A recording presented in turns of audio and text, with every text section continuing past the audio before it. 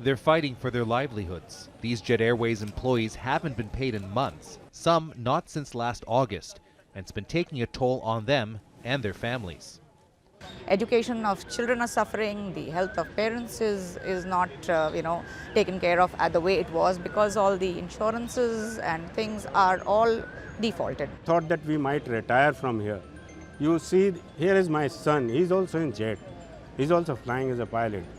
So if I could have thought of that it will get into this situation, I wouldn't have brought him in this airline only.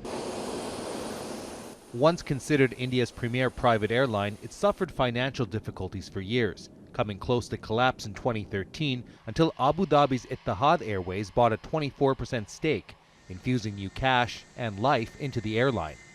But new low-cost domestic carriers have continued to eat into Jet Airways' market share and profits. Formally announced the first ever. And Jet's founder Naresh Goel was forced to step down from the board in March after being criticized for continuing to spend on planes and premier landing slots as the airline's debts were piling up. For passengers in India, the grounding of Jet is expected to lead to higher airfares, but aviation analysts say that'll be temporary.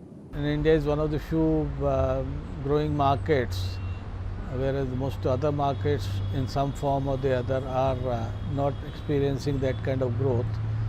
So I don't foresee that more than 4 to 6 months will